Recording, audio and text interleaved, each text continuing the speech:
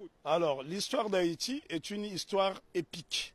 C'est une histoire que tout homme noir devrait connaître pour la bonne et simple raison. Pour la première fois, des Africains déportés dans le nouveau monde réduit en esclavage ont réussi à vaincre l'arrogance avec un seul slogan. Couper tête, bouler caille, qui signifie couper les têtes, brûler les maisons. Et ce slogan va se concrétiser le 18 novembre 1803 à Vertières, où l'armée africaine de déportation va vaincre l'armée la plus grande du monde, celle de Napoléon Bonaparte, conduite par le général Donatien Vicomte de Rochambeau, qu'on appelle vulgairement Rochambeau, mais en fait c'était Donatien de Vimeur. Et cet homme qui avait eu la prétention d'écraser la mouche se fera expulser manu militari d'Haïti. Donc c'est une histoire qui est belle, c'est une histoire épique que nous devons étudier. Et il est nécessaire de faire des exposés sur Haïti, parce que si les gens étudiaient cette histoire, je pense que les Haïtiens gagneraient en respectabilité. Mais justement, pourquoi nous, Caribéens, nous avons une méconnaissance de l'histoire d'Haïti? C'est tout simplement parce que Haïti a montré le chemin de la dignité et de la liberté, et donc on a voulu faire d'Haïti une vitrine de pauvreté effrayante. Puisque aujourd'hui, lorsqu'on parle d'Haïti, on fait référence à la pauvreté, mais on oublie que Haïti a été la colonie française la plus prospère de la Caraïbe. À elle seule, elle procurait plus des 3/4 de la production sucrière. Ce sont là des choses qu'on doit savoir, d'autant plus que la métropole française considérait Haïti comme la perle des Antilles. Mais comment expliquer que ce bout de terre africaine dans l'océan est devenu subitement une vitrine de pauvreté effrayante? Et là, je pense qu'il est nécessaire d'en parler avec des images à l'appui, parce que c'est à Saint-Domingue, parce que lorsqu'on parle de la révolution haïtienne, c'est une faute. Il s'agit de la révolution de Saint-Domingue, puisque Haïti n'existe qu'à partir du 1er janvier 1804. Donc Haïti n'existe qu'à partir du 1er janvier 1804. Avant, donc, c'était la révolution de Saint-Domingue qui commence dans la nuit du 13 au 14 août 1791, où pour la première fois, des Africains vont créer une coalition dans le Nouveau Monde pour vaincre l'arrogance. Et ce jour-là, les Africains étaient, je parle bien des Africains parce qu'il s'agissait des hommes qui ont été déportés d'Afrique, qui parlaient encore des langues africaines et qui pratiquaient des cultes africains. On pourrait citer notamment Makandal qui a été capturé au Congo. On pourrait citer Biassou qui était également congolais, mais ça a été une coalition. En fait, la cérémonie dite du bois caïman est considérée comme un pré-congrès panafricain. Ce que les gens ne savent pas dans la Caraïbe, d'ailleurs, il y a un problème de connexion, puisqu'il n'y a pas assez de bateaux pour faire cette connexion. Et si je pense qu'il y avait cette possibilité de se rendre dans différentes îles, le mépris des Haïtiens serait tombé à l'eau. Puisque la Guadeloupe a connu une période de liberté entre 1794 et 1802, mais c'est grâce justement aux Haïtiens. Une année auparavant, les Haïtiens se sont affranchis, parce que souvent on dit qu'on a libéré les esclaves en Haïti. Les Haïtiens n'ont jamais été libérés, ils se sont affranchis tout seuls avec la machette. Donc voilà pourquoi non, mais les Haïtiens sont les premiers Africains déportés dans la Caraïbe qui ont brisé les chaînes de l'oppression. Nous devons savoir que Haïti a eu pour vocation de libérer toutes les nations opprimées. Ce qu'on ne dit pas assez souvent, lorsque la Grèce a été dominée par les Ottomans, au milieu du 19e siècle, ce sont les Haïtiens, sous la présidence de Jean-Pierre Boyer, qui ont libéré la Grèce. Et ce sont des choses qui n'apparaissent pas dans les manuels scolaires. Une autre information inédite, c'est grâce à la voix d'Haïti que l'État d'Israël a été créé en 1948. Donc ça, ce sont des choses que les gens doivent savoir.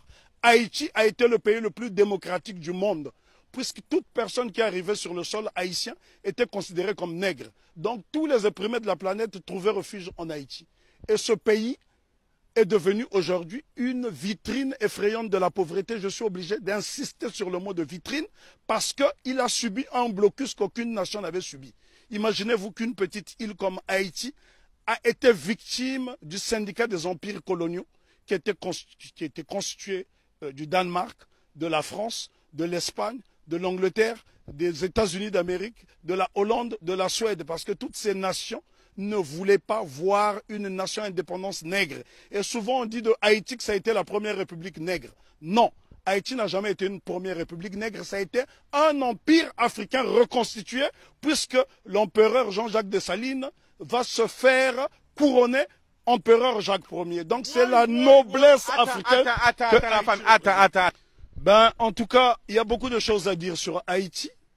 Haïti est un modèle de fierté et de dignité. Ce sont les Haïtiens qui ont montré à la race noire tout entière ce que c'est que la dignité. Pour la bonne et simple raison, c'est en 93 ans après la révolution de Saint-Domingue, celle-ci va inspirer les Éthiopiens qui vont être conseillés par un digne fils d'Haïti du nom de Benito Sylvain, qui sera élevé au titre de jazz match par l'empereur Ménélique II.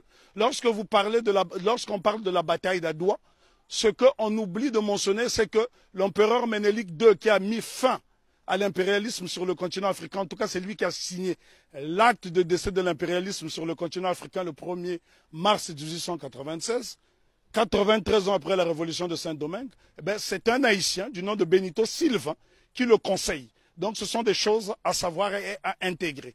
Je souffre de voir que les Haïtiens sont la risée du monde dans la Caraïbe, alors qu'ils sont ceux qui nous ont montré la voie de la rédemption. Donc respect, big respect à Haïti. En tout cas, je me sens haïtien. Moi aussi. Alors pourquoi justement nous avons, nous, tout près comme ça d'Haïti, on a cette méconnaissance de l'histoire? C'est tout simplement parce qu'on a isolé la Guadeloupe et la Martinique pour ne pas que l'exemple d'Haïti fasse tache d'huile dans la Caraïbe. Voilà la crainte. Parce que Haïti a été une nation prospère. Il faut visiter Haïti pour se rendre compte. Lorsque vous voyez Haïti, Haïti est avant tout le symbole du panafricanisme, puisque le second chef d'État d'Haïti, c'est l'empereur, plutôt le roi Henri Christophe, qui était originaire de Grenade. Donc Haïti a eu pour chef d'État un homme de la Grenade et qui a été l'un des principaux bâtisseurs, qui a créé le palais de la Monnaie, qui a bâti 15 châteaux, qui a bâti 4 forteresses, notamment la citadelle Henri, qui est le plus grand fort des Amériques.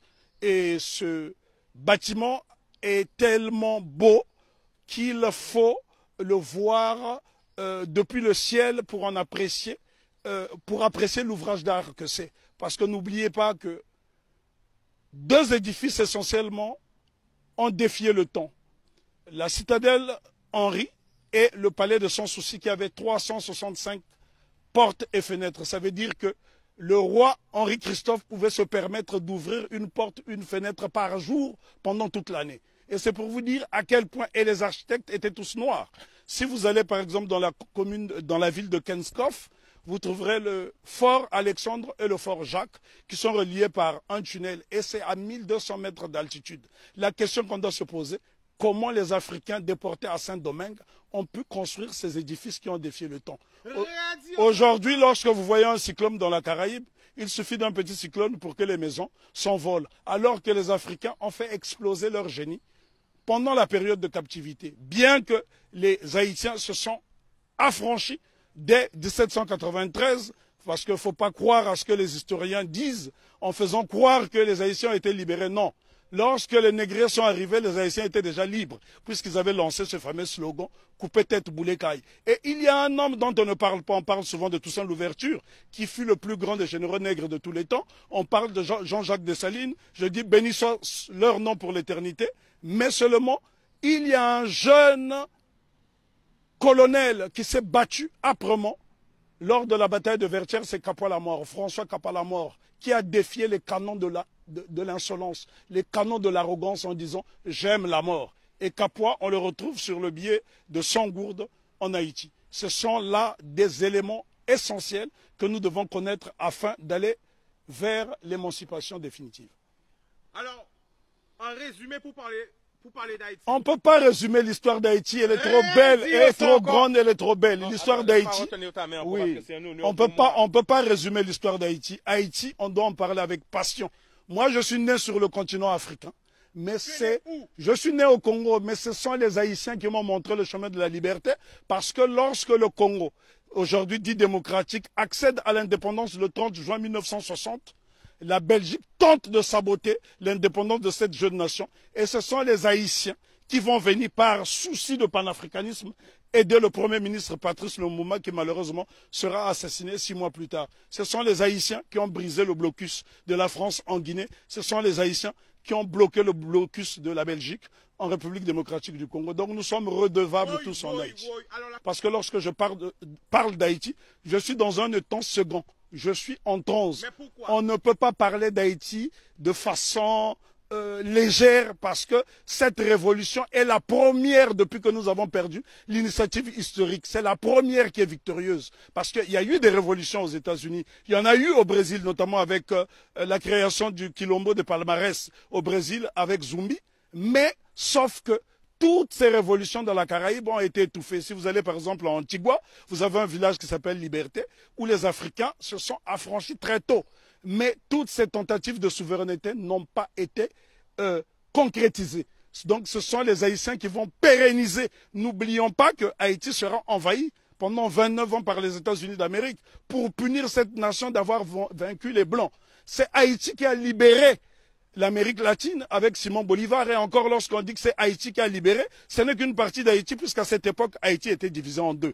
Il y avait Haïti du Nord qui était un royaume dirigé par le roi Henri Christophe et il y avait le Sud, la République du Sud d'Haïti qui était dirigée par Alexandre Pétion. Et ce bout de terre d'Haïti du Sud va donc donner des soldats, de l'argent à Simon Bolivar pour aller libérer une bonne partie de l'Amérique latine. Si vous observez les drapeaux de l'Équateur, du Venezuela, de la Colombie, vous trouverez des armoiries similaires, même les couleurs, à celles du drapeau d'Haïti. Donc c'est très important pour nous d'étudier Haïti parce que Haïti, c'est le symbole de notre fierté.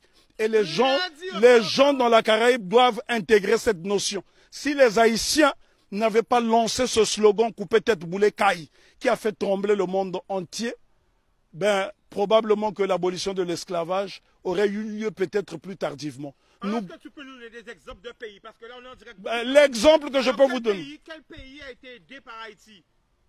Ben, le Congo, pays dont je suis originaire, la République démocratique du Congo a été aidée par Haïti parce qu'en 80 ans de colonisation belge, les Belges n'ont même pas été fichus de former une dactylographe. Et la première dactylographe qui va dactylographier le discours de Lumumba, c'est Suzanne Peck, qui est la mère de Raoul Peck. Donc Haïti est au cœur de notre émancipation. Haïti a aidé l'Éthiopie, Haïti a aidé la Grèce de se libérer. Là, je vous parle de l'Europe. Haïti a aidé la Guinée. Haïti a toujours été au cœur de notre lutte. L'exemple le plus simple, lorsque vous arrivez à Cuba, sur les bords du Malecón, vous trouverez un grand monument qui est dédié à Antonio Maceo. Très peu de gens connaissent ce héros qu'on appelait à l'époque le Tito de bronze. Lui-même qui est le véritable père de l'indépendance de Cuba. On vous parle souvent de José Marti, mais en vérité le père de l'indépendance de Cuba, celui qui a lancé les hostilités contre les Espagnols, c'est Antonio Maceo. Lui-même a été formé en Haïti. Donc Haïti, si vous allez à Cuba, les Haïtiens sont très respectés. Il y a des localités entières où on trouve des Haïtiens. Il n'y a que dans la Caraïbe francophone où on voit ce mépris.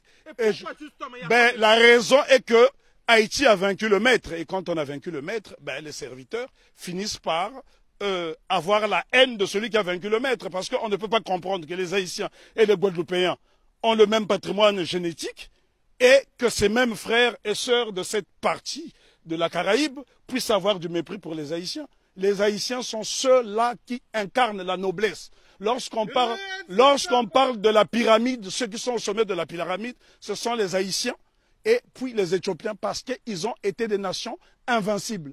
Imaginez-vous que les Haïtiens ont combattu une armée motorisée rien qu'avec des armes rudimentaires. Au point où Maitland, gouverneur britannique de la Jamaïque, viendra supplier Toussaint Louverture de lui remettre un bateau. Haïti avait l'une des armées les plus puissantes d'Amérique. Et c'est un Haïtien du nom de Jean-Baptiste Pointe du Sable qui crée la ville de Chicago, qui est l'une des plus grandes villes des États-Unis d'Amérique. Donc Jean-Baptiste Pointe du Sable, un nègre d'Haïti. Et lorsque vous arrivez dans la ville de Chicago, vous trouverez son buste à l'entrée de la ville. Si les Américains reconnaissent les Haïtiens comme étant des précurseurs, et d'ailleurs je voudrais ici ajouter une information que la plupart des gens ignorent. Si la Louisiane a été vendue aux États-Unis d'Amérique, ce n'est que la conséquence de la bataille de Vertières. Parce que Napoléon Bonaparte avait peur qu'il y ait une contagion en Louisiane. Voilà pourquoi la Louisiane sera vendue aux États-Unis d'Amérique, ce qui lui permettra de doubler sa superficie. Donc ce sont les Haïtiens qui ont permis aux États-Unis d'Amérique d'avoir une grande superficie. Et on ne remerciera jamais assez Haïti d'incarner cette résistance. Pourquoi Haïti étant détesté? Pourquoi les Haïtiens sont haïs par les siens? Pour la bonne et simple raison que cette nation incarne l'Afrique dans la Caraïbe. Or, lorsque les négriers déportent les Africains ici dans le Nouveau Monde, le but c'est de les désafricaniser. Et Haïti s'affirme et affirme son africanité à travers le vaudou, qui est un culte africain. Ils ont dit bye bye à la Vierge Marie et ils ont célébré les orishas, ils ont célébré toutes sortes de divinités africaines parce que dans le vaudou haïtien, vous trouverez des dignités Congo qui proviennent du Kingunza et bien d'autres cultes. Donc Haïti, c'est l'incarnation de l'Afrique dans la Caraïbe. Et l'Afrique a été tellement diabolisée qu'en tant que fils d'Afrique, je suis obligé de venir dans la Caraïbe justement pour lui faire la toilette. Le 1er janvier 1804, date de la célébration de l'indépendance de Haïti, il y a un événement qu'on devrait associer à cette date. C'est la fête de la soupe. La soupe de l'indépendance. Qu'est-ce que la soupe de l'indépendance? Haïti fait face à un blocus décidé par le syndicat des empires coloniaux. L'impératrice Marie-Claire Bonheur Félicité, femme de Jean-Jacques Dessalines, décide de créer la soupe de l'indépendance avec des ingrédients dont elle détenait seul le secret.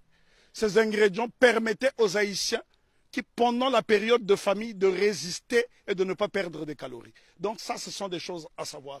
Il y a un savoir scientifique en Haïti qui étonne encore le monde. C'est en Haïti que les Africains ont produit les plus beaux édifices depuis la chute de l'Égypte. Je répète, c'est sur la terre sacrée d'Haïti que les Africains ont réalisé les plus beaux édifices depuis la chute de l'Égypte. Pourquoi nous a formaté, je dirais plutôt, à avoir peur du vaudou? Pour la bonne et simple raison, parce que les cultes africains ne sont pas prosélytes. Et ces cultes ont permis justement aux marrons de résister et les cultes africains ont survécu dans toute la Caraïbe, pas seulement en Haïti. Si vous allez par exemple en Jamaïque, il y a le Pacomania, c'est un culte typiquement africain. Allez en Dominique, vous trouverez ces cultes africains. Le problème est que les gens ne s'intéressent pas à ces cultes. Lorsque vous voyez par exemple le Grappa à Congo qui sera célébré après-demain à Cap-Esther par la famille Massembo, ce sont des postes de résistance africaine dans la Caraïbe.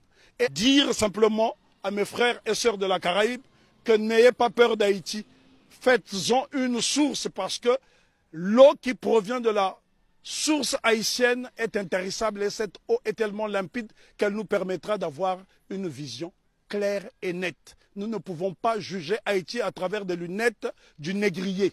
Sinon, on finira par avoir un regard étriqué. Jugeons Haïti à travers nos propres lunettes. Voilà pourquoi Marcus Garvey disait « Si le nègre ne prend pas garde à lui, il boira tous les poisons de la civilisation moderne et il en mourra. Vive Haïti !» Je tiens à signaler que j'ai la particularité de faire des conférences sur l'Afrique gratuitement dans la Caraïbe parce que mon but justement c'est de raconter la version du gibier qui n'a jamais été racontée. Parce que pendant 400 ans, vous avez eu droit à la version du chasseur. Et les Africains disent dans un proverbe très éloquent, tant que les lions n'auront pas leurs propres historiens, les histoires de chasse seront toujours à la gloire du chasseur. Donc je suis là en tant que gibier pour vous apporter la version solide de l'Afrique.